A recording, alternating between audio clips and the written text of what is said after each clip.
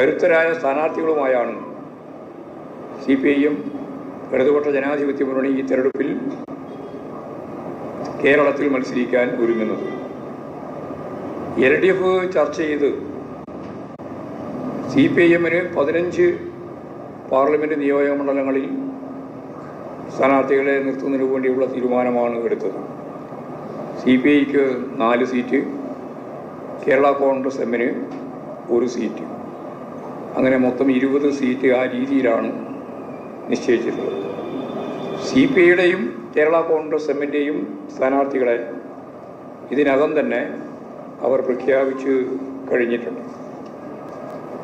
CPIMൻ്റെ 15 സ്ഥാനാർത്ഥികളുടെ പേരാണ് ഇവിടെ പാർട്ടിയുടെ എല്ലാ തലങ്ങളിലുമുള്ള ജനാധിപത്യപരമായ രീതിയിലുള്ള ചർച്ചകളും അതിനടിസ്ഥാനപ്പെടുത്തിയിട്ടുള്ള തീരുമാനങ്ങളും സെൻട്രൽ കമ്മിറ്റിയുടെ അംഗീകാരവും എല്ലാം ചേർത്തുകൊണ്ട് ഇന്നിപ്പോഴും പ്രഖ്യാപിക്കുന്നു. Kasaragod MP Balakrishna master, Kannur MP Jayarajan, Kodakara KK Shailaja teacher, Kozhikode Elamaram Kareem, Malappuram V Vaseef, Ponnani KS Hamsa, Palakkad A Vijayaraghavan, Alathur K Radhakrishnan, Chalakudy professor C Raveendra master, Ernakulam KJ Shine teacher, Idukki Joice George, Alappuzha AM Arif, Pathanamthitta doctor TN Thomas Isaac, Kollam M Mukesh, Attingal B Joy. ഇതാണ് 15 സ്ഥാനാർത്ഥികളെ സംബന്ധിച്ചുള്ള ഞങ്ങളുടെ കാഴ്ചപ്പാട്. ഇതിൽ പാർട്ടി PB മെമ്പർ, സർവ കമ്മിറ്റി അംഗം, പിന്നെ താഴെ തലത്തിലുള്ള എല്ലാ തരത്തിലുള്ള പാർട്ടി നേതാക്കൾ തന്നെയാണ് പ്രധാനമായിട്ടും മത്സരിക്കുന്നത്. ഇതാണ് KS ഹംസ അവിടെ ഏറ്റവും പറ്റിയ ഒരു സ്ഥാനാർത്ഥിയാണ്. സമസ്തയൊന്നുമില്ല, അങ്ങനെ ഒരു ഏതെങ്കിലും ഒരു വിഭാഗത്തിൻ്റെ ആളായിട്ടല്ല, എല്ലാവരുടെയും പൊതുവായ ഒരു സ്ഥാനാർത്ഥിയായിട്ടാണ് കാണുന്നത്. എല്ലാവരും പാർട്ടി ചിഹ്നത്തിലാണ്. സ്വതന്ത്രമാരില്ല.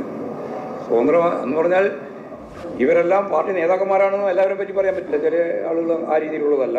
പക്ഷേ അവരെല്ലാം സ്വതന്ത്ര സ്ഥാനാർത്ഥികളായിട്ട് മത്സരിക്കുകയല്ല ചെയ്യുന്നത്. എല്ലാവരും പാർട്ടി ചിഹ്നത്തിൽ തന്നെയാണ് മത്സരിക്കുന്നത്.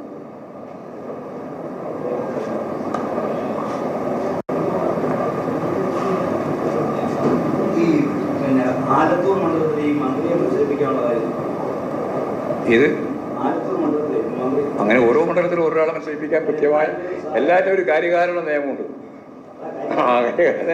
ഉണ്ട് എന്ന് മനസ്സിലാക്കിയാൽ മതി. അതെന്താണ് നിങ്ങൾക്കല്ലേ മനസ്സിലാക്കുക. നിങ്ങൾ വിശദീകരിച്ചു.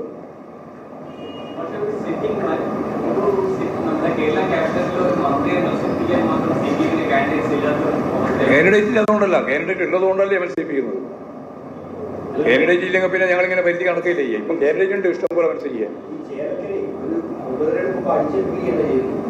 ഉപതെരഞ്ഞെടുപ്പ് ഇതിനു മുമ്പ് ഇതേപോലെ തന്നെ എത്രയാ ഉപതെരഞ്ഞെടുപ്പ് നടന്നിട്ടുണ്ടല്ലോ. ഈ കേരളത്തിൽ തന്നെയുള്ള അനുഭവമാണല്ലോ.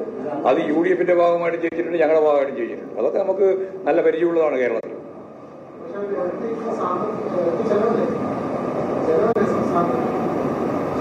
തെരഞ്ഞെടുപ്പെല്ലാം ആകെ തന്നെ ചിലവല്ലേ.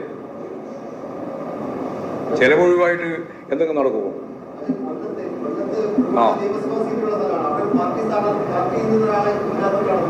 മുകേഷ് എത്രയോ കൊല്ലമായിട്ട് പാർട്ടി സ്ഥാനാർത്ഥിയായിട്ട് മത്സരിച്ച് ജയിച്ച് MLA ആയിട്ട് നിൽക്കല്ലേ.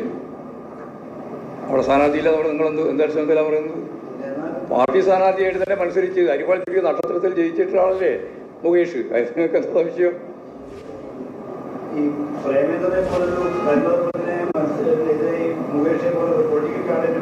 അല്ല, പൊളിറ്റിക്കൽ കാൻഡിഡേറ്റ് തന്നെയാണ്, അതിന് യാതൊരു സംശയമില്ല.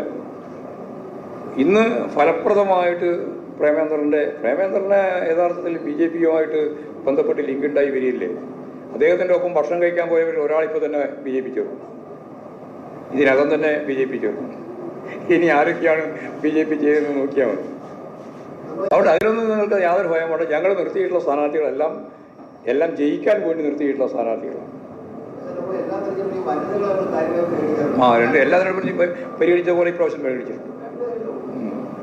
എല്ലാ തെരഞ്ഞെടുപ്പിലും പരിഗണിച്ചിട്ടുണ്ട് താങ്കൾ പറഞ്ഞു. ഞാൻ അതാ പറഞ്ഞത്, എല്ലാ തെരഞ്ഞെടുപ്പിലും പരിഗണിച്ചതുപോലെ ഇപ്രാവശ്യവും പരിഗണിച്ചിട്ടുണ്ട്.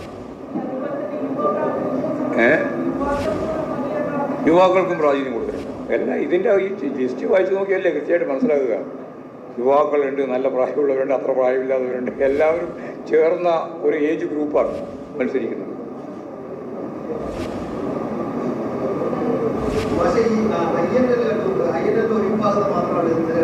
IL രണ്ട് ഭാഗവുമായിട്ടും യോജിച്ചു പോകാനാണ് ഞങ്ങൾ ഉദ്ദേശിക്കുന്നത്. അല്ല, വഹാബ് ഉൾപ്പെടെയുള്ളവരുമായി ചേർന്ന് പോകാനാണ് ഇടതുപക്ഷ ജനാധിപത്യ മുന്നണി കണ്ടിട്ടുള്ളത്. അങ്ങനെ ഇപ്പോൾ ഏതെങ്കിലും ഒരു പാർട്ടി ഞങ്ങളുമായിട്ട് തെറ്റി നിൽക്കുന്നില്ല. RJD ഉൾപ്പെടെയുള്ള എല്ലാവരുമായും ഞങ്ങൾ ചർച്ച നടത്തിയിട്ടുണ്ട്. അവരൊക്കെ ചില അഭിപ്രായങ്ങൾ പറഞ്ഞിരുന്നു, അതെല്ലാം വെച്ചുകൊണ്ട് അവരൊക്കെയായിട്ട് ചർച്ച നടത്തിയിട്ടുണ്ട്. വഹാബിൻ്റെ പാർട്ടിയുമായിട്ടും ഞങ്ങൾ ചർച്ച നടത്തിയിട്ടുണ്ട്. അവരെല്ലാം LDFൻ്റെ ഭാഗമായിട്ട് നിൽക്കാൻ തന്നെയാണ് തീരുമാനിച്ചത്. അല്ല, അതൊക്കെ ഓരോ ഘട്ടത്തിൽ നമ്മൾ വരുന്ന സന്ദർഭങ്ങളിലേ ഓരോന്നും കൈകാര്യം ചെയ്യാൻ പറ്റുക. എന്തെങ്കിലും ഓഫർ കൊടുത്തുകൊണ്ടല്ല. ഇടതുപക്ഷ ജനാധിപത്യ മുന്നണി ഒരു രാഷ്ട്രീയ കൂട്ടുകെട്ടല്ലേ. ആ രാഷ്ട്രീയ കൂട്ടുകെട്ടിൻ്റെ ഭാഗമായിട്ട് ഓരോരുത്തർക്കും എന്തെങ്കിലും സ്വാഭാവികമായിട്ടും പറയാനുണ്ടായ കാര്യങ്ങളെല്ലാം പരസ്പരം കേട്ട് മനസ്സിലാക്കി ഇടപെട്ട് മുമ്പോട്ടേക്ക് പോകുന്ന നിലപാട് സ്വീകരിക്കുന്നത് തന്നെയാണ്. വഹാബിൻ്റെ കാര്യത്തിലും അത് തന്നെയാണ് ഞങ്ങൾ ഉദ്ദേശിക്കുന്ന നിലപാട്.